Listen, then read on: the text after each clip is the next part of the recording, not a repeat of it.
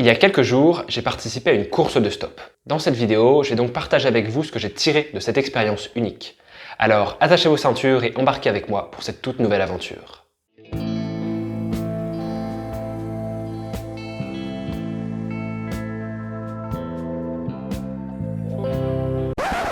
Tout d'abord, si vous ne connaissez pas le stop, qu'est-ce que c'est ?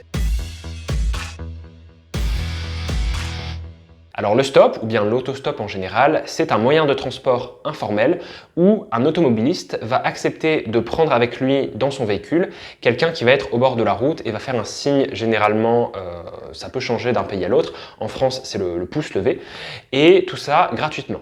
Donc ça peut être vraiment super utile si on veut voyager sur des distances à très faible coût. Le stop s'est vraiment répandu entre 1930 et 1970. Aujourd'hui, il y en a un petit peu moins qu'à cette période, étant donné qu'on est dans un monde où il y a de plus en plus de voitures. Donc chacun a plus la possibilité de voyager par soi-même avec sa propre voiture. Le geste typique pour faire du stop aux États-Unis, au Canada et en France, c'est, comme je le disais, de lever le pouce. Donc vraiment tendre le bras et tendre le pouce à l'arrivée des automobilistes qui arrivent pour essayer qu'ils nous prennent en voiture. Mais c'est pas le cas partout. Par exemple, en Inde, en Russie et dans plusieurs pays du sud de l'Europe, pour faire du stop, on tend la main, paume vers le bas. Le stop peut se pratiquer seul ou à plusieurs, mais il faut quand même prendre en considération le fait que plus on est nombreux, moins il y a de chances qu'on nous prenne, parce que ça va faire beaucoup plus de place à prendre dans une voiture. C'est pour ça qu'on a beaucoup plus de facilité d'être pris en stop si on est tout seul avec un petit bagage et qu'on a une tenue, un comportement qui incite justement à la confiance pour pouvoir monter dans la voiture d'un inconnu. C'est bien beau tout ça, mais pourquoi faire du stop ? Fondamentalement, pourquoi est-ce que c'est avantageux de faire du stop ? J'en ai rapidement parlé, évidemment, il y a l'avantage du faible coût, c'est-à-dire que faire du stop, c'est littéralement gratuit, on monte gratuitement dans la voiture des gens qui peuvent nous avancer vers l'endroit où on veut aller. Et plus important encore, ce que je trouve fort avec le stop, c'est vraiment du coup cette notion d'aventure qui est liée. Ce côté, on va rencontrer des gens que sinon on n'aurait jamais rencontrés. Les gens qui s'arrêtent en général en plus sont vachement plus sympathiques que ceux qui ne s'arrêtent pas parce qu'ils sont déjà un petit peu dans cette ouverture d'esprit de prendre quelqu'un en stop, de tendre la main vers quelqu'un qui leur est inconnu mais qu'ils veulent aider. Et ainsi, on peut faire des rencontres qui sont vraiment super enrichissantes avec des gens qui ont déjà un minimum d'ouverture d'esprit pour entamer une discussion. En fait, il faut vraiment essayer de voir chaque trajet en stop comme une possibilité, comme une opportunité de grandir, de découvrir de nouvelles personnes, d'élargir ses horizons, d'apprendre de nouvelles histoires. En fait, essayer de se plonger un petit peu dans la vie des gens qui viennent nous aider.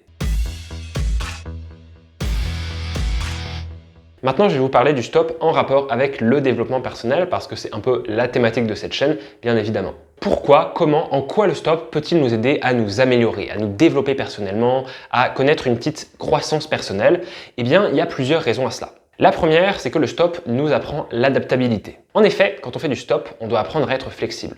On dépend de ce qui ne dépend pas de nous, c'est assez ironique, mais il y a vraiment cet aspect de, il peut y avoir des imprévus, il peut se passer telle ou telle chose, on peut ne pas être pris en stop après un très long moment, il faut apprendre à être flexible, à réagir en conséquence, sans vraiment trop se prendre la tête et vouloir tout contrôler. Également, le stop développe la confiance en soi.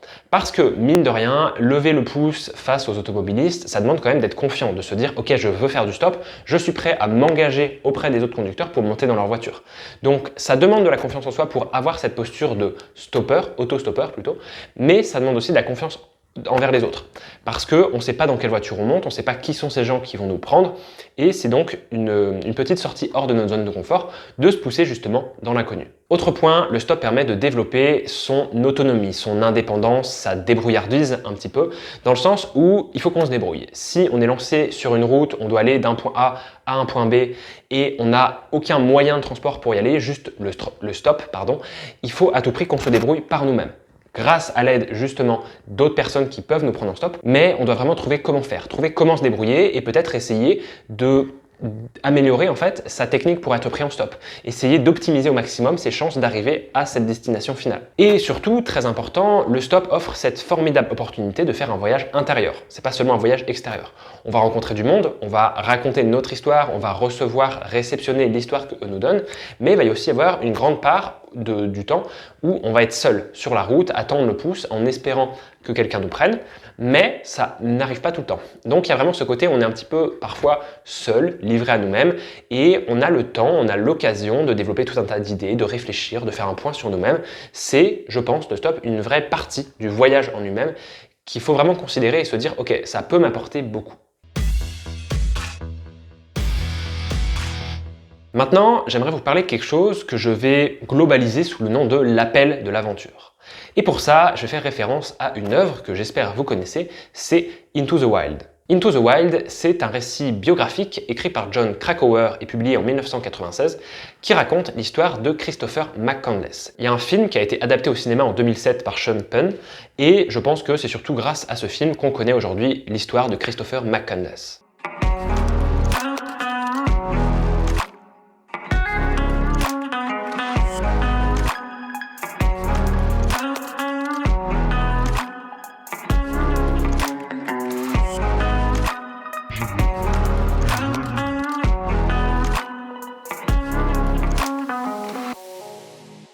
Concrètement, qu'est-ce que raconte Into the Wild? Eh bien, on y suit l'aventure de Christopher McCandless, comme j'arrête pas de le répéter, qui est un jeune américain qui est assoiffé, affamé d'aventure et qui du jour au lendemain va tout plaquer pour un grand voyage où il va notamment utiliser le stop pour se déplacer jusqu'à sa décision finale qui est le Grand Nord américain, qui est l'Alaska.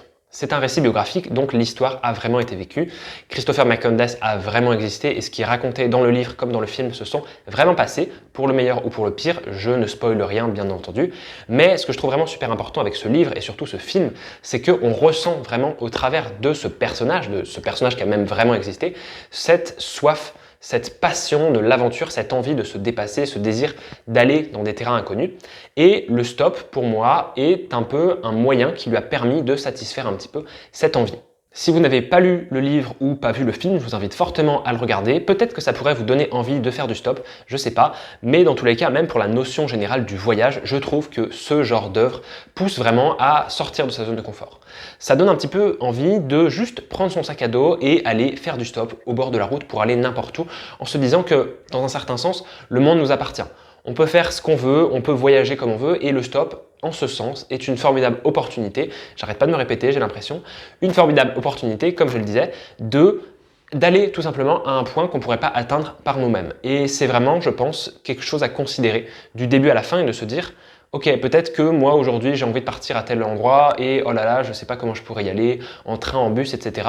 Si j'y allais en stop, bah déjà c'est réalisable et ensuite le stop fait partie du voyage. C'est-à-dire que le stop rajouterait un peu de piquant à l'aventure qui serait en elle-même aller à cet endroit.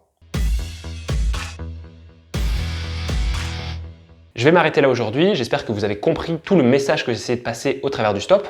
Pour résumer ainsi, le stop, je pense vraiment qu'il faut le considérer comme autre chose qu'un simple moyen de transport. Le stop, c'est une incroyable opportunité de se développer personnellement, de sortir de sa zone de confort, de repousser ses limites et surtout de se confronter à l'inconnu. Et vous le savez parce que je le répète beaucoup sur cette chaîne, c'est vraiment en se confrontant à l'inconnu qu'on apprend énormément sur nous-mêmes, sur les autres et qu'on peut ainsi se développer personnellement, s'améliorer, progresser dans n'importe quel domaine de la vie. Et puis surtout, le stop peut nous permettre de satisfaire un désir d'aventure qui sommeille en nous. Il nous encourage à saisir vraiment chaque petite opportunité qui nous arrive. Chaque voiture qui passe, chaque nouvelle personne rencontrée au cours d'un voyage en stop, c'est toujours une petite occasion de découvrir un petit peu plus la vie. Et comme on dit, c'est souvent dans ces endroits, dans ces lieux un petit peu imprévus, dans ces situations qu'on ne pouvait pas imaginer, que se trouvent les plus belles leçons de vie. Si cette vidéo vous a plu, n'hésitez pas à laisser un like et à vous abonner à la chaîne, ça soutient énormément mon travail. Et puis je tease peut-être quelque chose, mais peut-être que dans les mois à venir, j'essaierai de réaliser une vidéo un peu plus approfondie sur le stop, un peu plus claire et détaillée vis-à-vis peut-être d'un voyage que moi-même je ferai en stop. Si d'ailleurs vous avez des petits tips, des idées, des astuces pour être prêt en stop, peut-être même des anecdotes à raconter, bref, tout ce qui pourrait être intéressant par rapport au domaine du stop, n'hésitez pas à mettre tout ça dans les commentaires. Merci de m'avoir suivi dans cette vidéo, on se dit à bientôt pour de nouvelles aventures. Ciao tout le monde, c'était Corentin.